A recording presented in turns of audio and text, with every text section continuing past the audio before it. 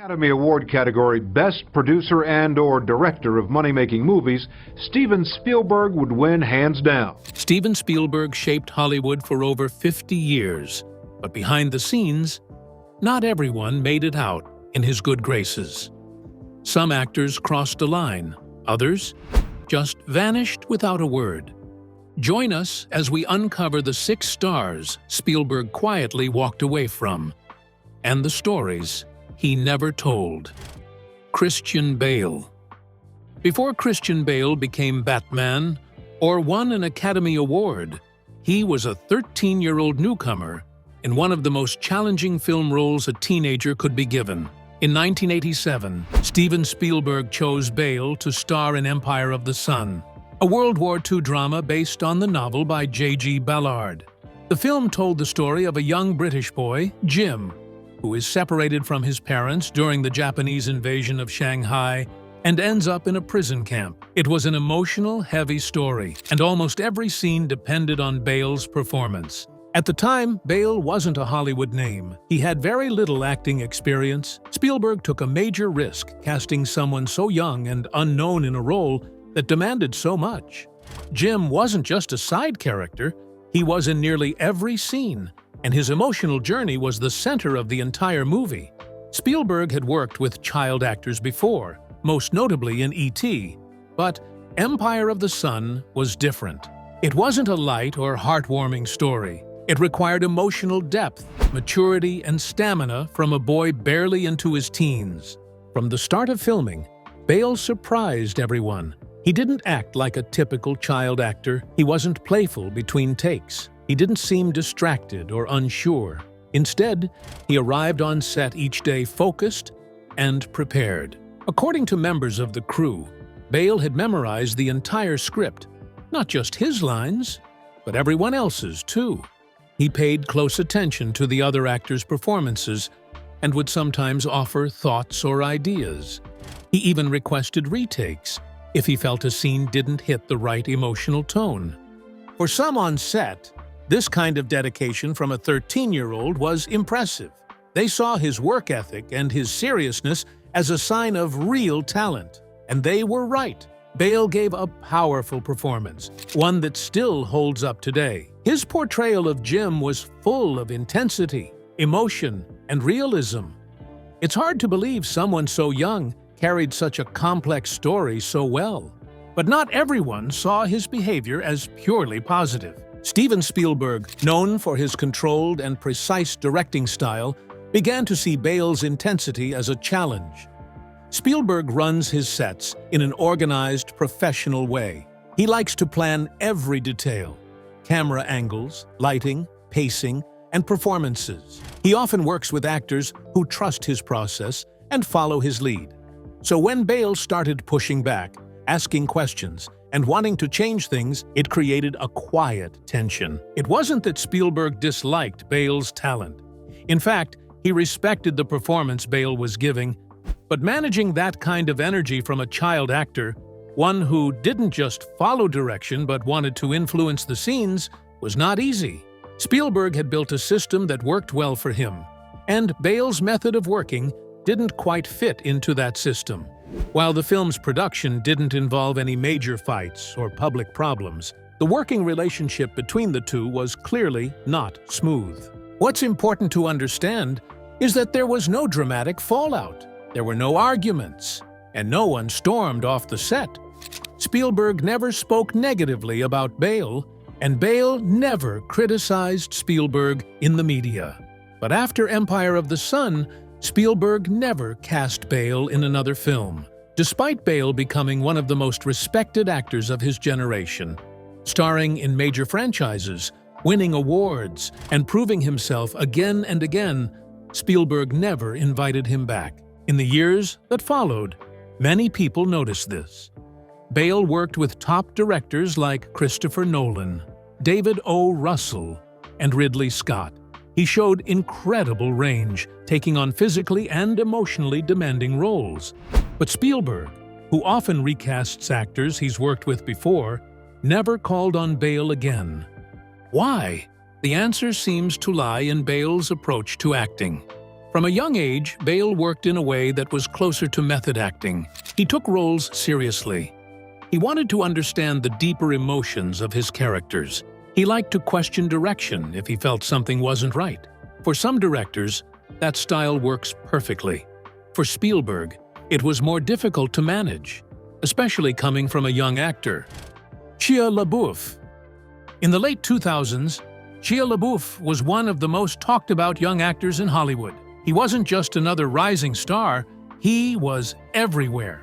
His energy, charisma, and ability to carry big blockbuster roles made him a favorite with both audiences and studios. And at the center of that rise was one of the biggest names in filmmaking, Steven Spielberg. LaBeouf's career took off when he landed the leading role of Sam Witwicky in Transformers, a high-octane action film directed by Michael Bay and executive produced by Spielberg. The movie was a massive hit. It launched a new franchise and introduced LaBeouf to a global audience. Spielberg saw something in him that he had seen in only a few actors before: the ability to mix humor, emotion, and intensity in a way that could anchor a blockbuster film. Shia wasn't just a side character, he was the emotional heart of the series. Following the success of Transformers, Spielberg took another big step. He cast LaBeouf as Mutt Williams in Indiana Jones and the Kingdom of the Crystal Skull. This was a major moment. The Indiana Jones series was one of Spielberg's most iconic creations, and this new installment was the first in nearly 20 years. By choosing LaBeouf to play Indiana Jones's son, Spielberg wasn't just casting a popular actor, he was setting up the possibility of LaBeouf carrying the franchise forward.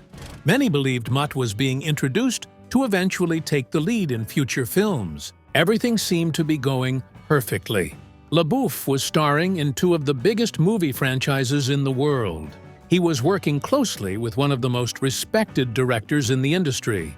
Fans and media talked about him as Spielberg's new go-to actor. He had the kind of career most young actors could only dream of. But that all changed very quickly. After Crystal Skull was released, it received mixed reviews. Some fans loved the nostalgic return, while others criticized its over-the-top plot and reliance on special effects. While some actors in the film defended the project, Shia LaBeouf chose a different path. In a series of interviews, he expressed disappointment with how the movie turned out. He admitted he wasn't happy with his own performance, saying he felt he hadn't delivered what was expected of him. But then, he went further. Instead of stopping at self-criticism, LaBeouf began to publicly question Spielberg's creative choices. He said the film was formulaic and lacked the creative spark that had made earlier Indiana Jones movies so special. He described the direction as mechanical and uninspired, hinting that Spielberg, once known for innovation and adventure, had played it too safe. These weren't offhand comments. They were repeated in multiple interviews and were seen by many as disrespectful. For Spielberg, this was personal. He had taken a chance on LaBeouf, trusted him with a role in one of his most beloved franchises, and given him the opportunity to become a leading man under his guidance.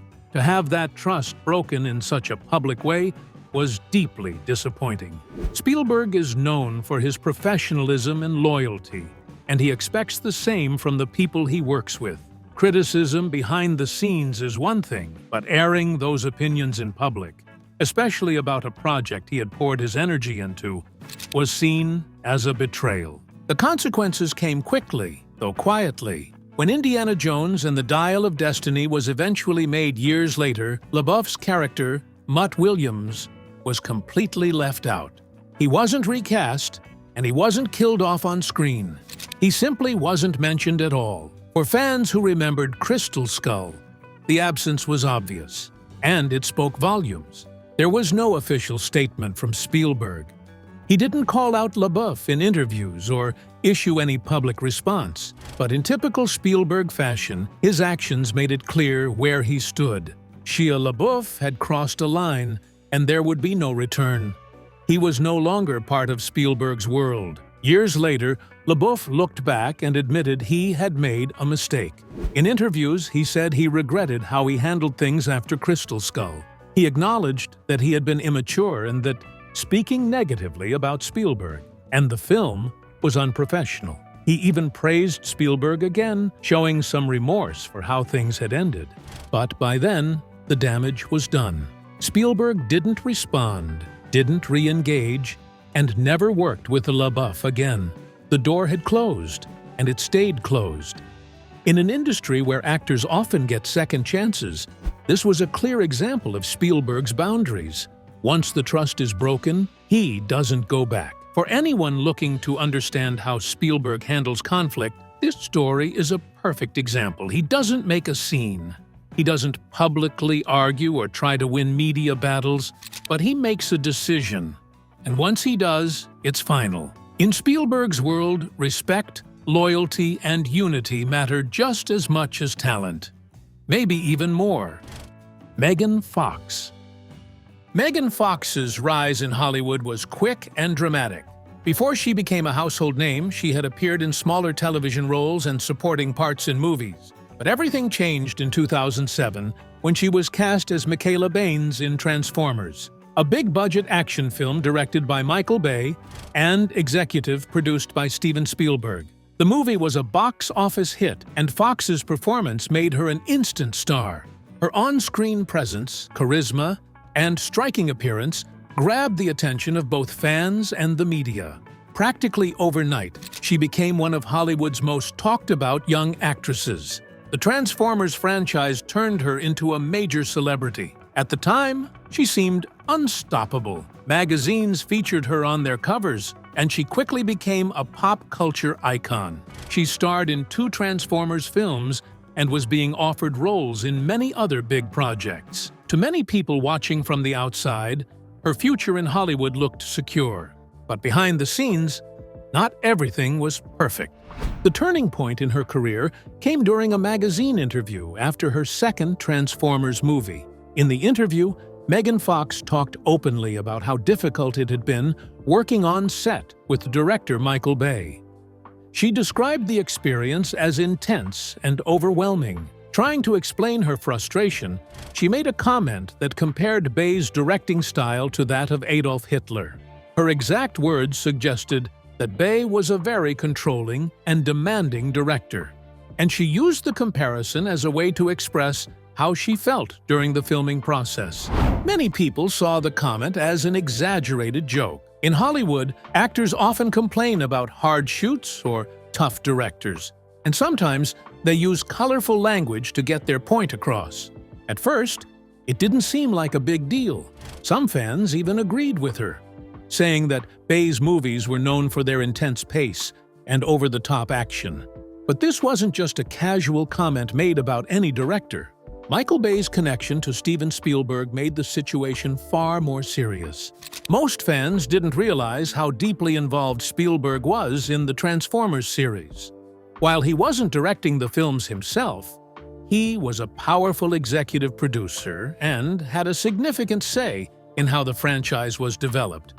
He had helped bring the project to life and had a hand in choosing the cast and creative direction. So when Megan Fox made her now famous comment, it didn't just reflect on Bay, it reached Spielberg too. Steven Spielberg has been very vocal throughout his career about the importance of remembering the Holocaust and the impact of World War II. He directed Schindler's List, a powerful film about the Holocaust that won multiple Academy Awards and is considered one of the most important films ever made on the subject. Spielberg also created the USC Shoah Foundation, an organization dedicated to preserving the testimonies of Holocaust survivors. His connection to these topics is personal and serious, so when Fox compared Michael Bay to Hitler, it wasn't taken lightly. According to Bay himself, Spielberg was extremely upset by the comment. Bay later said in interviews that Spielberg personally called him and gave a direct order: fire her. Bay followed through. Megan Fox was dropped from the 3rd film in the Transformers series, Transformers: Dark of the Moon. There was no public explanation, no attempt to smooth things over, and no dramatic press conference. She was simply removed from the franchise, and her character was never mentioned again in the story. It was as if she had never been there. Over the years, Megan Fox tried to explain her side of the story. In later interviews, she said that her comments had been taken out of context or misinterpreted. She didn't mean to cause harm, and she said she admired Spielberg, but by then, it was too late. The decision had already been made and Spielberg had moved on. In Hollywood, where actors are often forgiven for mistakes, this was a rare example of someone being quietly and completely removed from a major director's orbit. The Transformers franchise continued without her, and while she went on to act in other films, her career never returned to the level of fame and opportunity she once had. Whether or not the punishment matched the offense is something people still debate, but in Spielberg's eyes, the comment showed a lack of understanding and respect that he couldn't ignore. Richard Dreyfuss. There was a time when Richard Dreyfuss was Steven Spielberg's favorite actor. In the 1970s, they shared one of the most successful director-actor partnerships in Hollywood. Together, they made two groundbreaking films, Jaws and Close Encounters of the Third Kind. These weren't just hits. They helped define modern blockbuster cinema and launched Spielberg's career into the stratosphere. At the heart of both was Dreyfuss, giving performances full of energy, emotion, and unpredictability. The two had a rare kind of chemistry. They trusted each other creatively. They challenged each other in a way that brought out the best in both of them. During that time, the relationship seemed untouchable. Spielberg often praised Dreyfuss in interviews, calling him spontaneous, sharp, and fearless. Dreyfuss, in turn, spoke highly of Spielberg's genius and his ability to bring the best out of his actors. It was a golden era for both of them. Dreyfuss was considered one of the finest actors of his generation, and Spielberg was becoming the most important director of his time. But things started to shift by the late 1980s. Their third film together, Always, marked the beginning of the end. Always was a romantic drama and a departure from their earlier high-stakes thrillers. Dreyfuss played Pete, a reckless pilot who dies in a crash and returns as a spirit to guide the woman he loved toward a new relationship. It was a personal story for Spielberg, inspired by older films and made during a transitional time in his career. He was growing more serious as a filmmaker and looking to take on more mature themes. He wanted structure, control, and discipline on set. But Dreyfuss hadn't changed much. He was still loose, improvisational, and liked to push boundaries. He enjoyed going off script, testing different tones, and challenging the mood of a scene. That approach, which had once made him exciting to work with, now began to clash with Spielberg's evolving style. Tension quietly built during production. There were no screaming matches or public disputes, but those around the set could sense the friction. Dreyfuss's creative freedom, once welcomed, now felt like a distraction. Spielberg had grown more methodical as a director. He ran a tighter ship. He wanted precision and consistency, while Dreyfuss was still operating with the unpredictability of the 1970s. By the time Always was finished, it was clear something had changed. The film received mixed reviews and didn't make much of a mark at the box office. More importantly, it was the last time Spielberg ever worked with Dreyfuss. After 3 collaborations, their partnership ended, not with a fight or a scandal, but with silence. Dreyfuss vanished from Spielberg's future projects. There were no more roles, not even small ones. He wasn't invited back for cameos, reunions, or red carpet events tied to Spielberg's legacy. Even when Spielberg revisited projects connected to their shared history, like tributes to Jaws or Close Encounters, Dreyfuss wasn't part of the picture. It was as if their creative bond had simply been erased. Interestingly, Dreyfuss has never spoken badly about Spielberg. In interviews over the years, he's often looked back fondly on their time together. He called Spielberg brilliant, praised his ambition, and expressed gratitude for the opportunities he was given. From his perspective, their relationship had been important and rewarding. He never suggested there had been a falling out. But Spielberg, on the other hand, has stayed completely silent. There was no scandal, no major story to tell. just a slow parting of ways that never reversed course. Spielberg didn't feel the need to explain, and Drifus didn't push for answers. Shan Connory. When Steven Spielberg cast Shan Connory as Indiana Jones's father in Indiana Jones and the Last Crusade, it was seen as a perfect choice. Connery, already a screen legend from his years as James Bond, brought a level of star power and charm that excited both the studio and the fans. For Spielberg, the casting had emotional meaning. He admired Connery and thought he could bring depth to the story. The idea of pairing Harrison Ford with Connery as a father-son duo was exciting, not just for marketing, but for the story itself. Spielberg wanted to explore a more personal side of Indiana Jones, one that had never been shown in the earlier films. The studio promoted the casting heavily. Connery's involvement gave the film a prestige boost and promised great on-screen chemistry. Audiences were thrilled. On paper, this looked like a dream collaboration between two icons, one behind the camera, the other in front of it. But behind the scenes, things didn't go as smoothly as expected. As filming began, Connery made it clear that he didn't see himself as just another actor hired to follow directions. He had his own ideas about how the character of Henry Jones Sr. should be written and portrayed. He wanted more control over his role. That included input on the script, suggestions for rewrites, ideas about his character's personality, and even preferences about costumes. One major point of conflict was the tone of the character. Spielberg imagined Henry Jones Sr. as an emotionally distant, somewhat awkward academic, a man who never truly connected with his son. He was meant to be part comic relief and part emotional mirror for Indiana Jones. But Connery didn't like that version of the character. He wanted him to be more dignified, more serious, and more active in the story. He pushed for changes that would make the character stronger and more central. Spielberg, who usually has full control over his productions, now had to navigate a situation where his vision clashed with the demands of a powerful actor. And Connery wasn't just anyone, he was a respected Hollywood figure with decades of experience and worldwide fame. Because of his status, the studio often sided with Connery in these creative disagreements. They didn't want to upset one of their biggest stars. This led to frequent moments of quiet tension on set.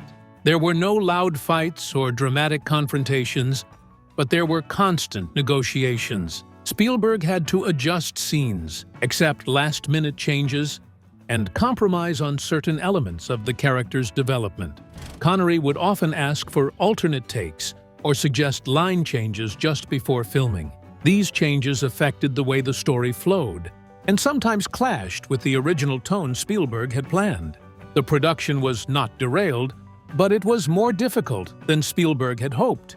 He had envisioned the father-son relationship as emotionally complex and occasionally funny. With Connery's influence shifted the balance. The character became less of a comic figure and more of a serious, co-leading presence. While audiences enjoyed the result, Spielberg had to give up some creative control to make it work. In the end, The Last Crusade was a success. It did well at the box office, critics praised it, and fans loved the chemistry between Ford and Connery. Many people considered it a return to form after the darker tone of Temple of Doom. Connery's performance was also well received. His charm and presence gave the movie a unique energy, and his interactions with Harrison Ford became some of the film's most memorable moments. But even though the movie was a hit, the working relationship between Spielberg and Connery did not continue. After The Last Crusade, Spielberg never cast Connery in another film. When later Indiana Jones sequels were planned, including Kingdom of the Crystal Skull in 2008, Connery was not seriously considered for a return, not even for a small cameo or voice role. He had retired from acting by then, but the early stages of production happened before that decision. Spielberg didn't pursue him. The absence was noticeable. Many fans expected at least a reference to Henry Jones Sr., especially given the strong reaction to the character in The Last Crusade. But Spielberg kept the focus on new characters and quietly moved forward without Connery. In public, Spielberg has always spoken respectfully of Connery.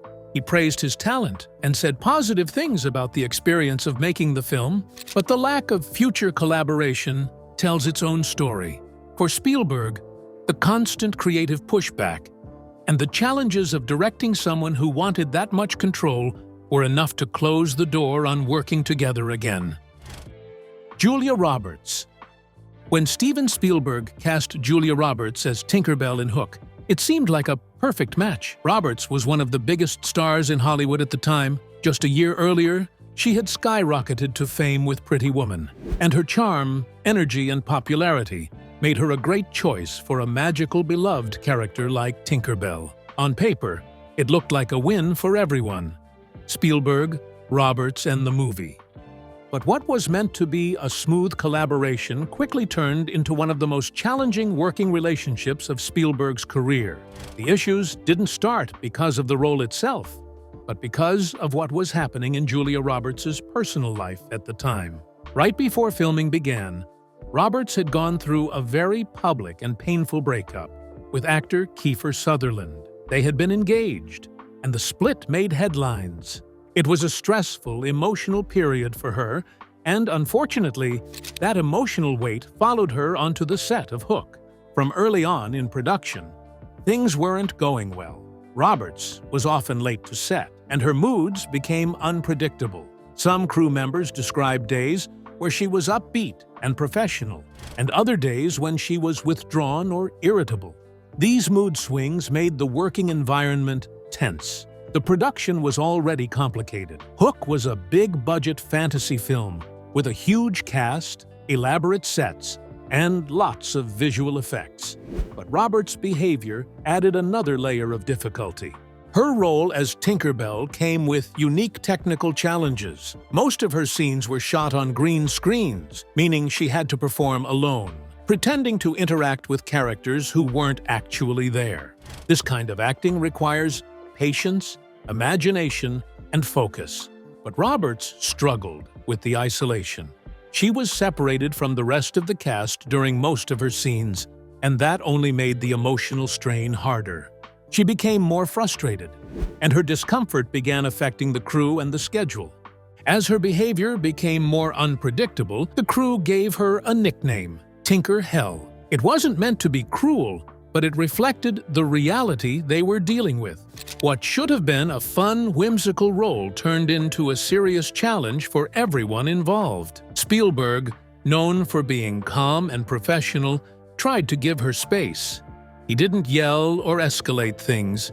He hoped she would settle into the role over time, but the problems didn't go away. In fact, they began to slow down production. Directors often have to balance creative decisions with real-life challenges on set. Spielberg, who had worked with many actors before, adults and children, knew how to adapt to different personalities. But in this case, even his patience wore thin. Roberts wasn't just having a tough time, her actions were affecting the whole production. Scenes had to be delayed, shots rescheduled, and morale dropped among the team. When Hook was finally released, the film had mixed reviews. Some viewers enjoyed its take on the Peter Pan story, while others felt it was uneven. Roberts' performance as Tinker Bell didn't go over well. Critics said she looked uncomfortable and that the character didn't connect emotionally with the rest of the cast. Viewers noticed something felt off, and much of that stemmed from the way the role had been shot and the difficulty behind the scenes. After the release, Spielberg was asked in interviews about the experience. He usually avoids criticizing actors, even when things go badly.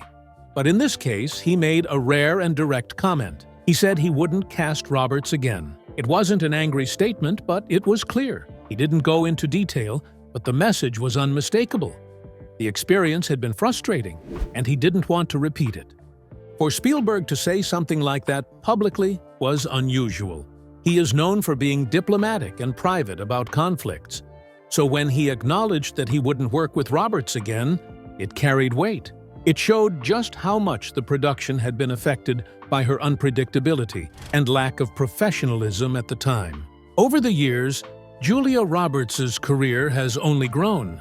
She won an Oscar for Erin Brockovich, starred in numerous hit films, and remained a major Hollywood figure. But even with all her success, she and Spielberg never reconnected professionally. He never cast her in another project, not even in a supporting role or voice cameo. Despite her continued stardom, the door was closed. He can work through creative disagreements. He can handle actors who push back or challenge ideas, but emotional instability on set, especially when it affects the team and the production schedule, crosses a line. For Spielberg, filmmaking is a team effort. Everyone has to show up, be prepared, and work together. When that trust is broken, there's no second chance. If you enjoyed this video, don't forget to like, subscribe, and hit the bell so you never miss a breakdown of Hollywood's biggest moments.